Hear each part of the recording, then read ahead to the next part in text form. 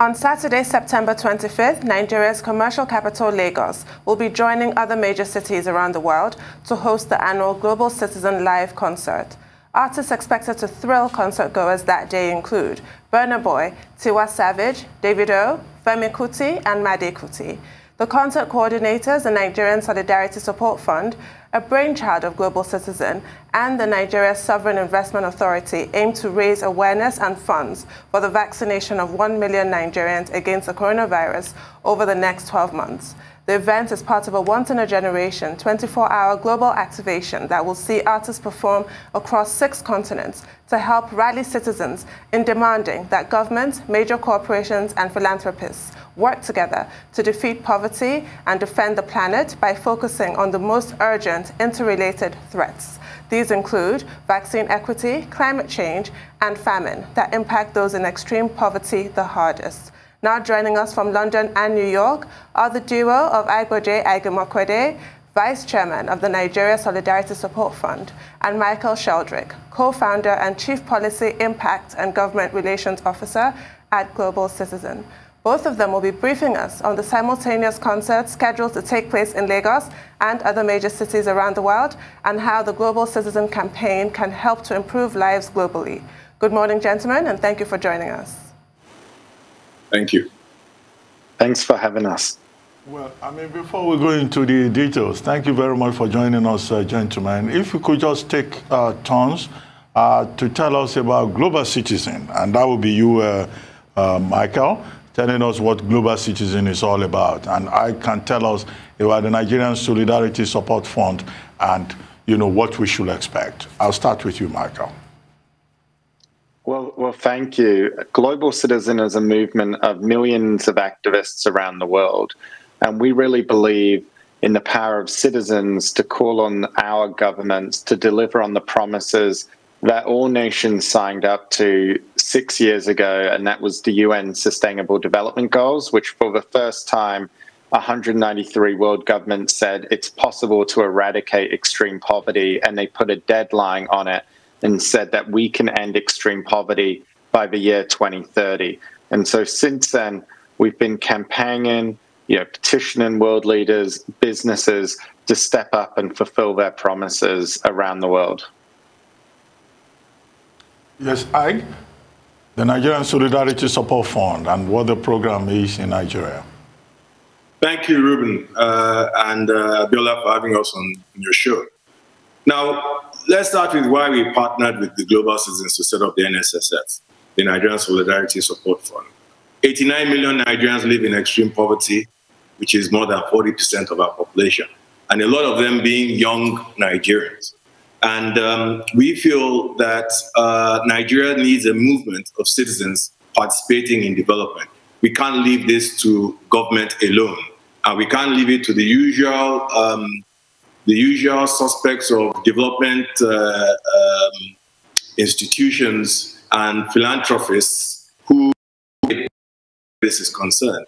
And the idea was that let us set up a permanent funding vehicle, the Nigerian Solidarity Support Fund, which will address a number of issues, our priority areas being the vulnerable groups in society, primary healthcare, and capacity building.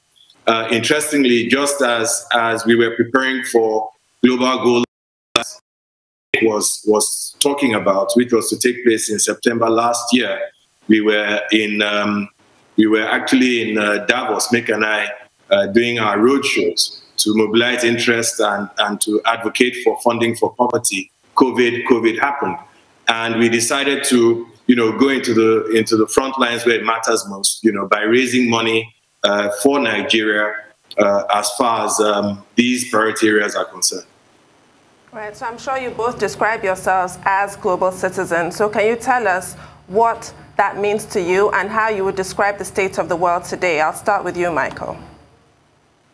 Yeah, being a global citizen, it's really a recognition that, yes, we have to acknowledge that what happens on one side of the world can affect us on the other side of the world. And we actually saw that, really brutally driven home with the COVID-19 pandemic. And I think after seeing the last 18 months, just acknowledging that we all had this shared experience at the outset where this virus didn't discriminate based on borders, religion. You know, this was a virus that really attacked everyone around the world. However, being a global citizen, it's not enough just to know that our fates are tied up together. You also need to get up and do something.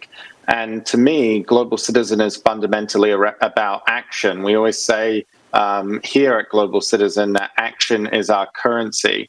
And I think, you know, really it's incumbent, if you are a global citizen, to get out there and say, well, look, why is it here in New York or London, people have access to vaccines? But if you look at places in other parts of the world, if you look at Nigeria, only 2% of the population, or less than 2%, is fully vaccinated.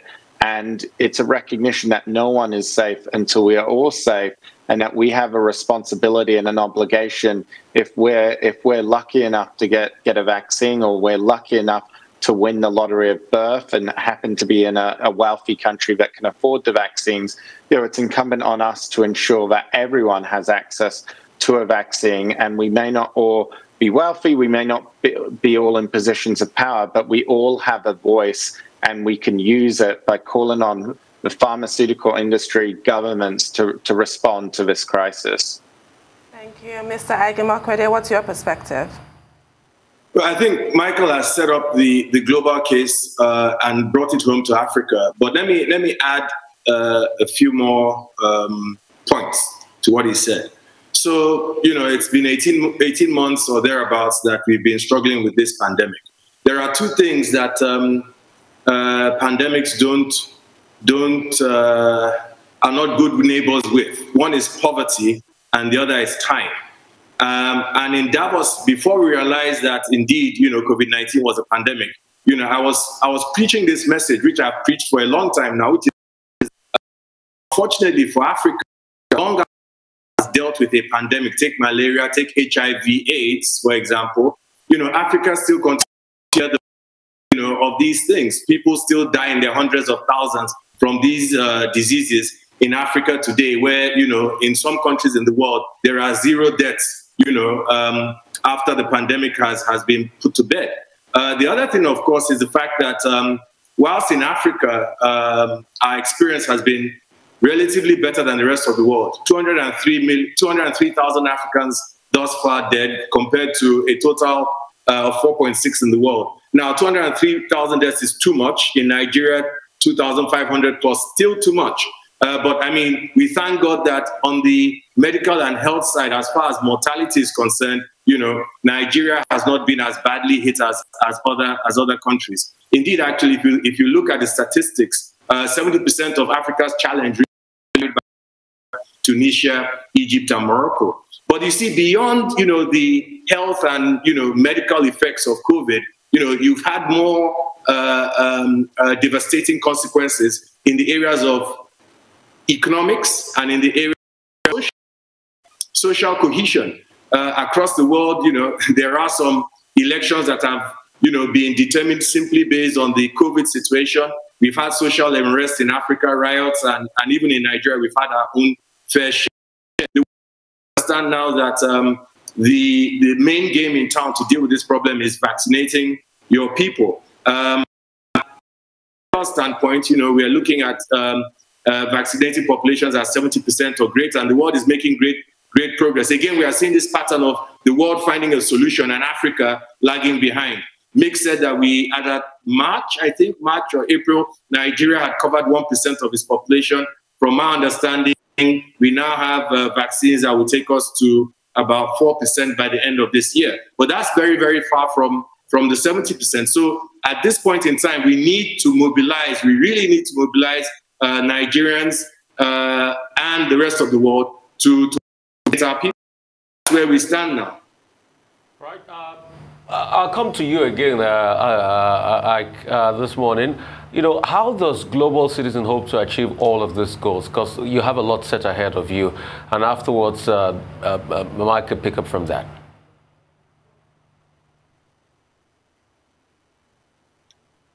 Look, I think Global Citizen. Oh, sorry, Ike, did you want to jump in? No, go on. Michael, go on. Look, I think Global Citizen Live in just under 2 weeks on September 25th, we will have some of the stars in the world, over 55 stars spanning 6 continents, some of the city I'm very familiar with. I had the opportunity to visit 4 times in 2019 and look forward to going back once the pandemic's over. And of course,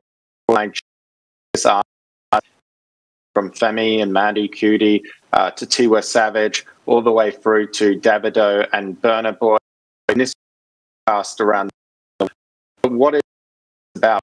What is this designed to clarion call G20 wealthiest countries in the world, 1 month ahead of when they all meet in Italy, during next week's UN General Assembly. And the message, we say to defend the planet, defeat poverty. But what is it we're actually asking them to do? What is the goals? We're asking them to deploy a very serious set of policies that could crisis we're seeing engulf the world. Firstly, on vaccine equity, the wealthiest countries purchased all the vaccines right at the start of the pandemic. And we believe, even when you count booster shots, these countries, the G7 and the European Union, are sat on 1.7 billion vaccines that could be redistributed right now. But just redistributing vaccines isn't enough. That will get us some of the way there. But to me, all of Africa can produce vaccines made by and for Africa. And the only way to do that is to ensure technology is shared. There was this mRNA hub, vaccine hub, set up by the WHO in South Africa.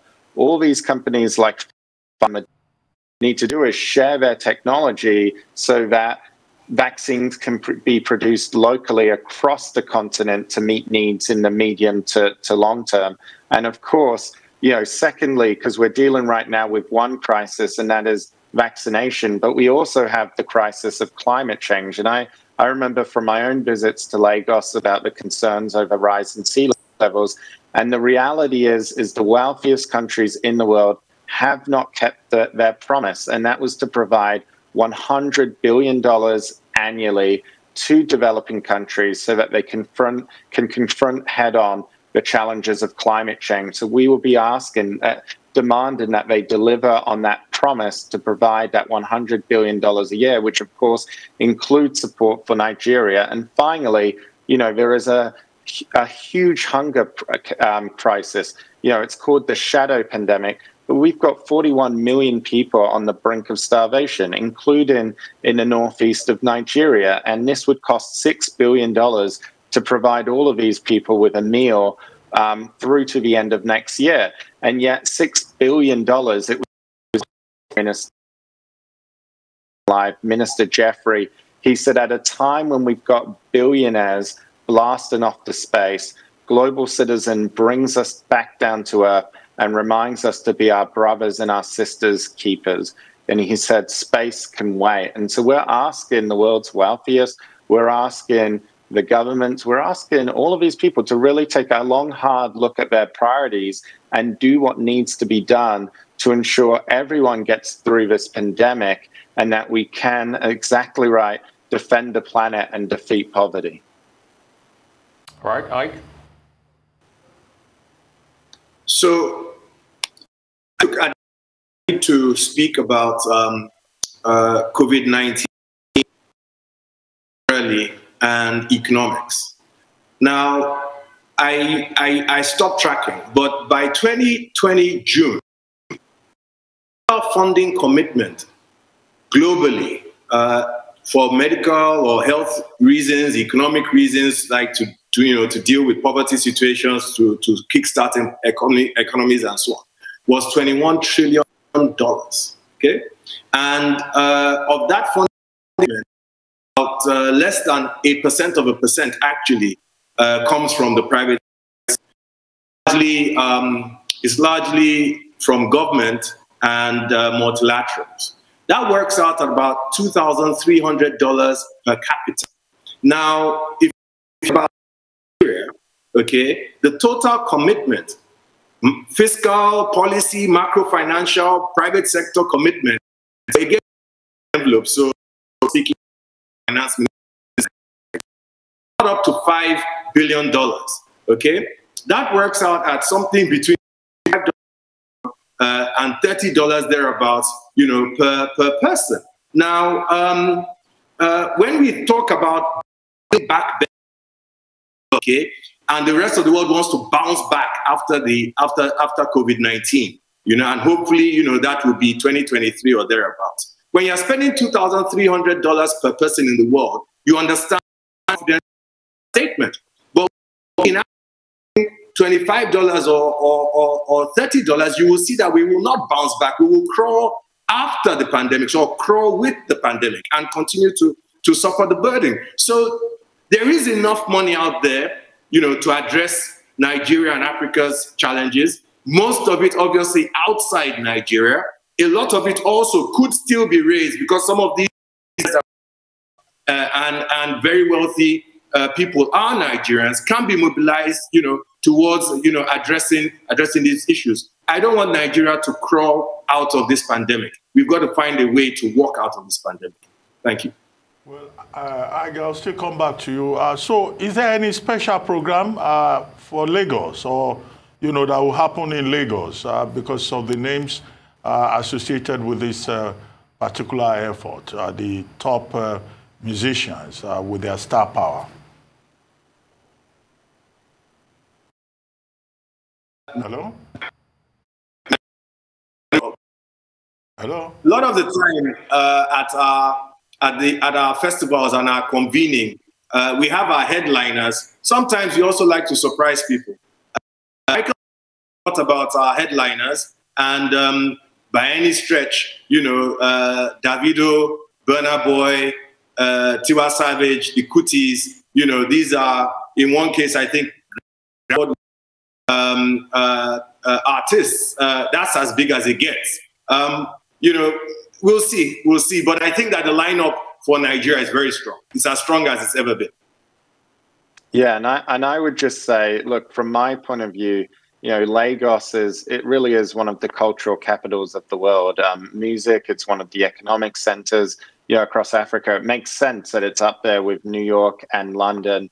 And I'm looking forward to I wish I could be there in person for the Lagos event, but maybe next time. That's where I would have been had we been able to do this last year. But I can say, hopefully we'll have a few special surprises for the audience. And, it will take place at the Center of Excellence. And it's going to be a great event as part of this 24-hour, special on September 25th. And I hope people around the world will tune in, get to see not just some amazing performances, but also be encouraged to take action and call on the G20, call on others, respond on the issues of vaccine equity, climate change, and hunger.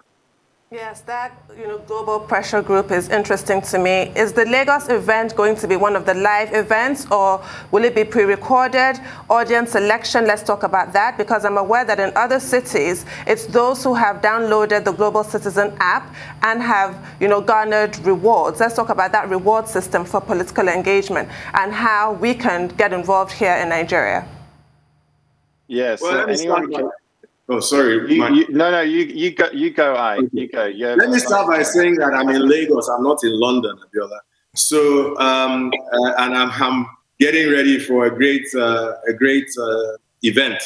Now, we are having a pre-recording of the Lagos event later on this week, and one thing that Africa has shown, and particularly Nigeria, is that, and I think this comes from my experience from Ebola, is that the protocols around COVID-19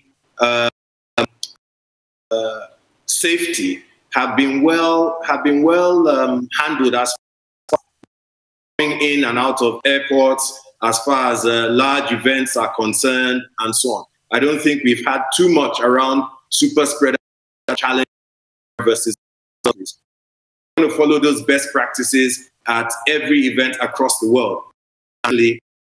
Lagos and Nigeria will continue to show the world that when it comes to dealing with the protocols around so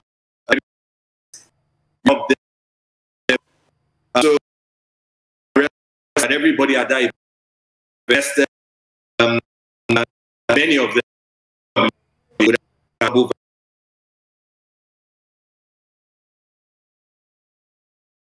And I would just say special measures were taken. You know, the audience has to be quite limited, but we've been making a special effort to reach out to the health workers, the NGOs on the front lines, you know, those that have been working day in, day out throughout the pandemic and really before that, you know, so that this can be seen as, you know, a thank you and really honoring them and the hard work that they do day in and day out to save and change lives across the country and the community. Right.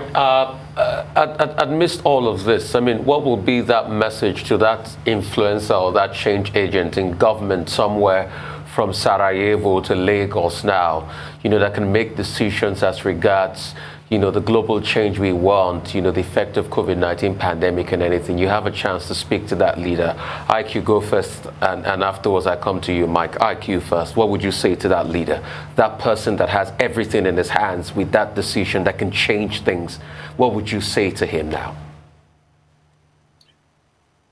If this pandemic has taught us one thing, is that if you go alone as a nation, you can go far, but not enough. We all have to go together, and that's the only way we can, you know, win this fight against COVID-19. And therefore, you are your own brother's keeper. It can't end with you and just your people. Africa needs you. Nigeria needs you. You've got more than enough for yourselves. It's time for you to extend that surplus you have to the rest of the world. I mean, I would say, honestly, live up to your promises. I mean, you know, if you look at the G7, they keep on saying we want to end the pandemic for everyone. We will help the world. And yet they're not doing that. There is no serious plan to ensure, you know, we achieve 70–80% immunization for the global community by next year, which is what the WHO says is necessary to end the pandemic. Recently at the G7 summit a few months ago, all of those leaders arrived in the UK and they said, we're going to come up and commit to end the pandemic for everyone. And then what did they do? They pledged 1 billion vaccines over 12 months. 1 billion vaccines over 12 months is nowhere near enough, especially when we know that they're sat on 1.7 billion vaccines that could be redistributed by the end of the year. So live up to your promises on vaccines, on climate change and hunger. You've said you're going to do this. The world is dependent on you, so act now. Well, finally, just before we go, those who may have been listening to this conversation, who may be interested in partnering with you know, you on this initiative, where do they go? How do they register? Is there an online platform that they can access? Briefly. The NSSF is an all-digital, well, platform. So please hit our website. You can go through a shortened form, you know, go through www.nssf. You can go through www.Nigeria Solidarity Support Fund. You know, just search us and hit our website. Donations online, pledges online, and also, I mean, Mick will talk to the Global Citizens website as well. We want to get action. We want to, you know, secure activations. There's something very important also that the NSSF is going to drive, which is the fact that, you know, these vaccines, you know, have expiry dates, 90 days, you know, 120 days at most. And we are beginning to bulk up in terms of the amount of vaccines we're getting into Nigeria. The early adopters, you know, in the cities have taken up vaccines, you know, before the expiry dates. But there are challenges at this point in time in making sure that as we get vaccines, you know, our Nigerian population uses them. So we need volunteers. We will fund you. We will provide you with funding and the necessary, you know, equipment and resources and logistics to move out there. We've got to get thousands of Nigerians, you know, across into the rural areas where the vulnerable are, where the poor are, and let's get them vaccinated. Get your jab today. Thank you very much, gentlemen. Aigboje Aig-Imoukhuede and Michael Sheldrick. Thank you for joining us on The Morning Show.